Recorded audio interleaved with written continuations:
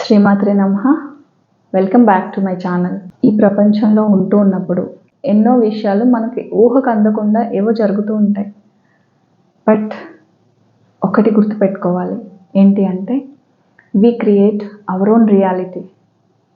అది ఎట్లా అంటే ఎవరికి వాళ్ళు ఎక్స్పీరియన్స్ చేస్తే తప్ప అర్థం కాదు. ఎంత చెప్పినా సరే మీ మాట ఏదైతే వస్తుందో ఆ మాట జరిగి తీరుతుంది, అదే శాసనం అవుతుంది. నా మాటే నా శాసనం అంటాం కదా, అట్లాగా.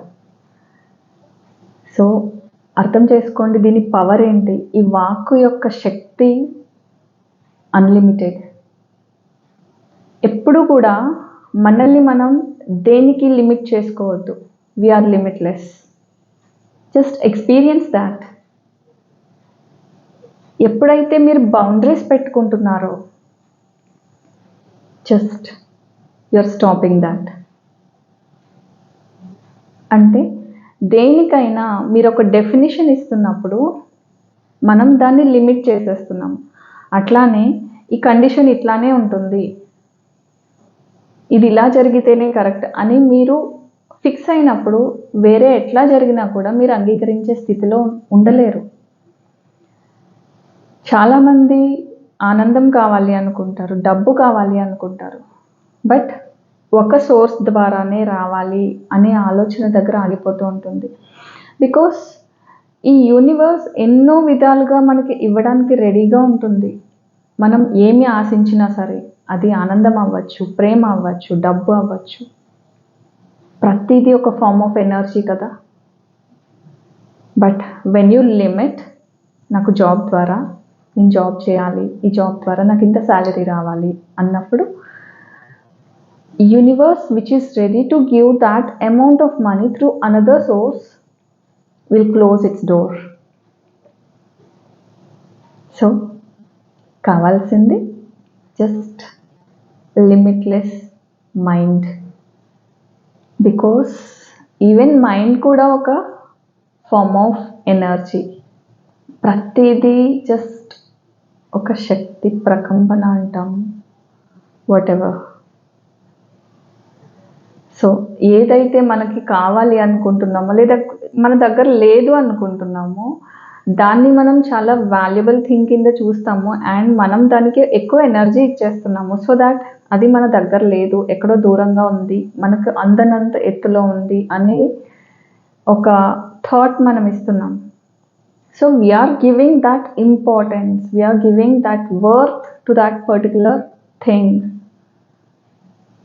So మీరేం చేయాలి, అది నా నుండి సెపరేట్గా లేదు, it is just a part of me and it's me అని మీరు ఆలోచించినప్పుడు మీ నుంచి ఆనందం వేరుగా ఉండదు, ప్రేమ వేరుగా ఉండదు, ధనం వేరుగా ఉండదు.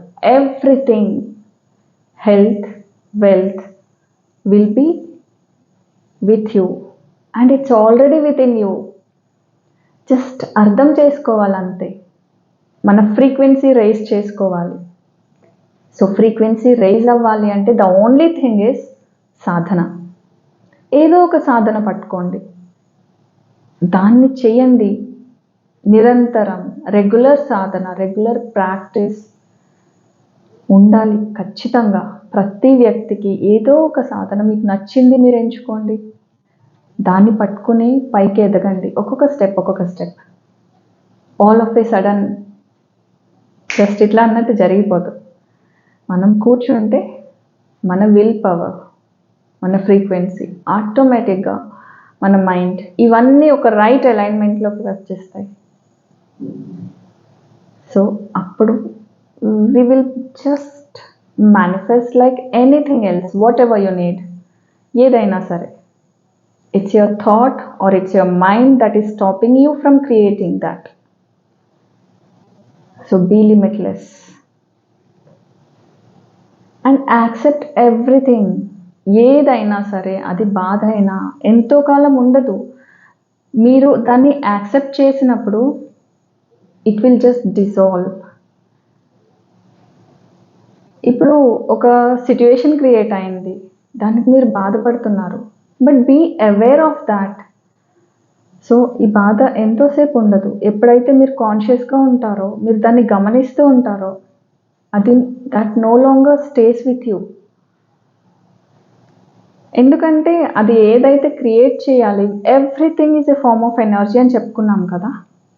సో ఏదైతే ఆ బాధ అనే ఒక కండిషన్ వచ్చిందో, ఒక ఇంపాక్ట్ మీ పైన క్రియేట్ చేయాలని, మీరు దాన్ని రిసీవ్ చేసుకోవడానికి రెడీగా లేనప్పుడు why will it stay with you?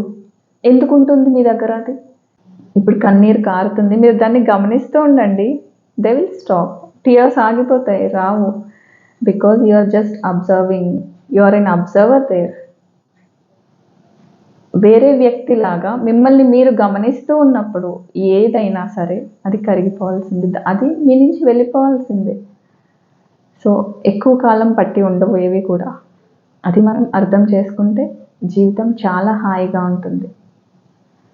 Thank you. If you do like this video, give it a like, share and subscribe.